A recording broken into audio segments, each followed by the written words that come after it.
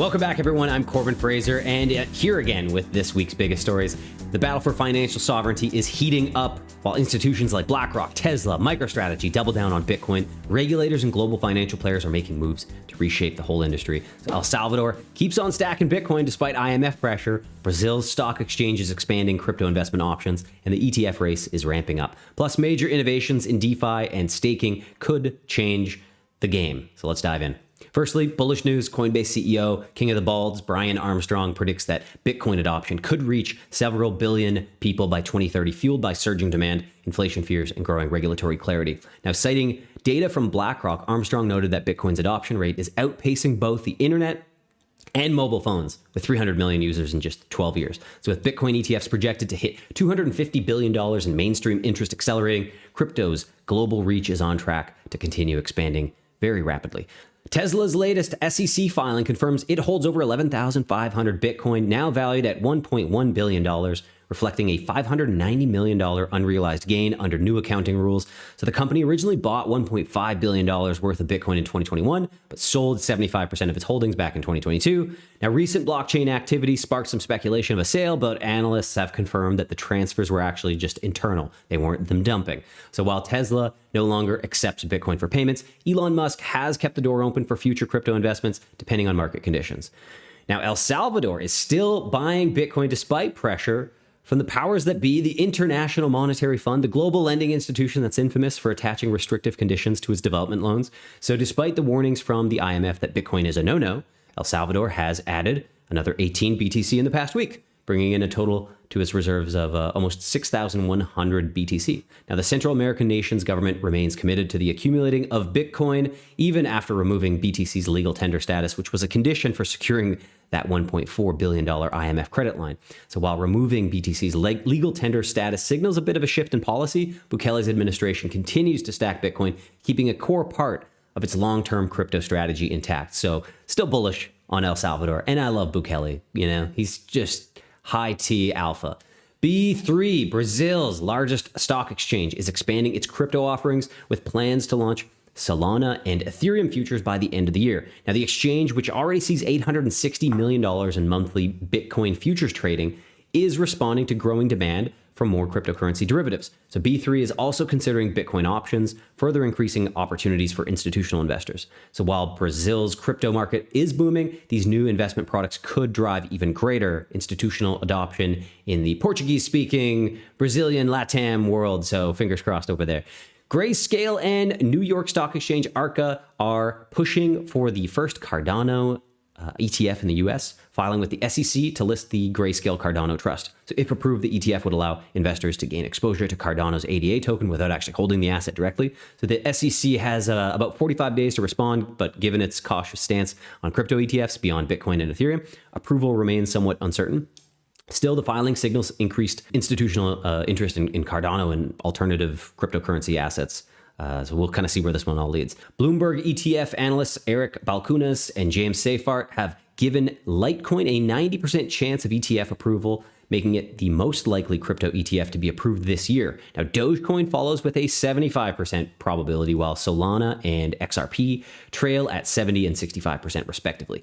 So the high odds for Litecoin and Dogecoin stem from the commodity classification, whereas XRP faces some challenges due to the ongoing legal battles with the SEC. Analysts do believe that an XRP ETF is unlikely, at least until the legal issues are fully resolved. So we'll be keeping you guys up to date over on Bitcoin.com news on that story. Over to Europe, and BlackRock is expanding its crypto footprint with plans to launch a Bitcoin exchange-traded product in Europe, following the success of its US Bitcoin ETF, which has amassed nearly $60 billion in assets so far. So the fund is expected to be headquartered in Switzerland, the home of the cheese, with potential promotions starting this month. Now, BlackRock CEO Larry Fink has been vocal about Bitcoin's role as a hedge against currency devaluation, suggesting institutional adoption could push its price as high as $700,000 in the not too distant future. So as institutional demand for Bitcoin surges, BlackRock's move signals some growing global interest in cryptocurrency-based financial products.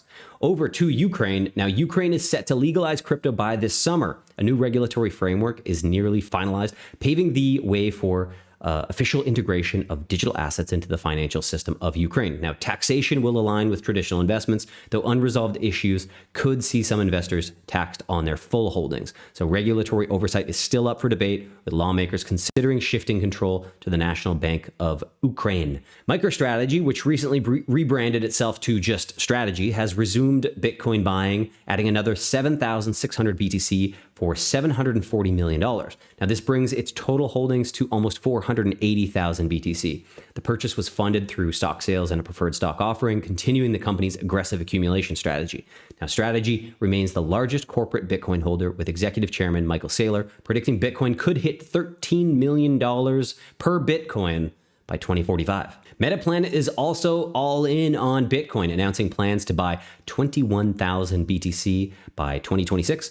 Once a struggling hotel developer, the Tokyo-listed firm adopted a Bitcoin treasury strategy in 2024, turning a $4.5 million loss into a $42 million profit.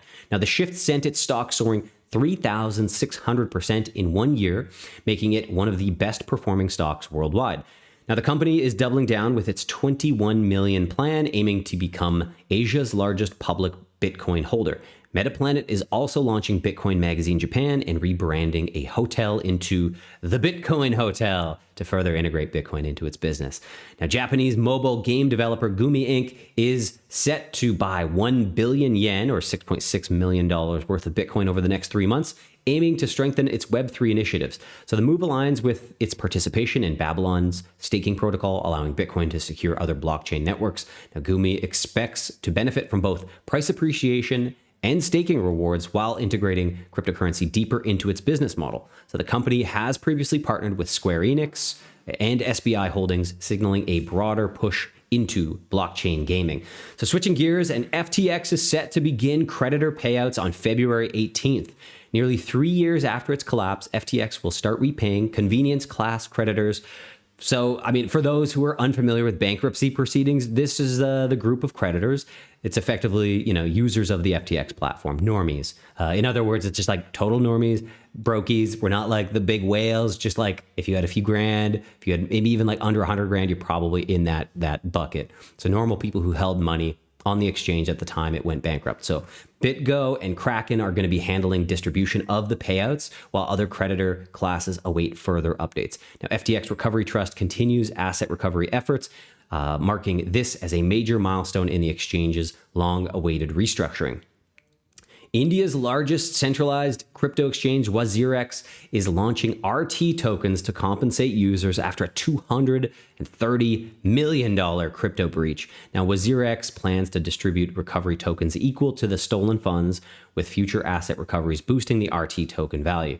So the plan hinges on community approval alongside profit sharing, asset recovery, and decentralized exchange initiatives. WazirX aims to rebuild trust, but execution will be key in winning back users. Just a friendly reminder, not your keys, not your coins. Hold your assets on a self-custody wallet. They are much more safe than leaving them on an exchange and potentially getting wrecked. Over to innovation news, and Ethereum's biggest staking protocol, Lido, just launched its V3, potentially redefining Ethereum staking. So with customizable ST vaults, users can now fine-tune validator selection, fees, and risk profiles, all while keeping access to ST-ETH's liquidity.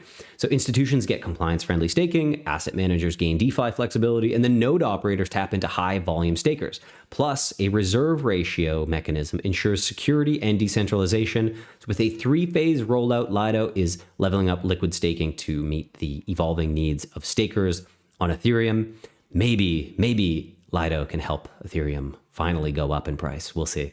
And for our final story of the week, we have an exciting announcement from Uniswap Labs. Uniswap Labs just launched Unichain Mainnet, which is a high-speed Ethereum layer 2 built to slash gas fees by 95% and make DeFi smoother than ever. So with 1-second block times, cross-chain support, and over 100 platforms already on board, including Uniswap, of course, Coinbase, and Lido, this could be a major step towards some mainstream DeFi adoption. Plus, future upgrades promise blazing fast 250 millisecond block times and stronger security. So DeFi just got a big upgrade. We'll see how this one all unfolds. Lots of L2s in the space. I'm curious, is this too little too late for L2s and Ethereum? Time will tell.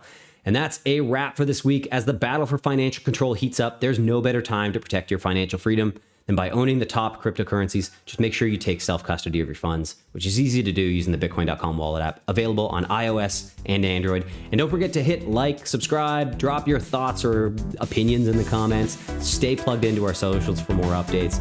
We'll catch you guys next time. Adios.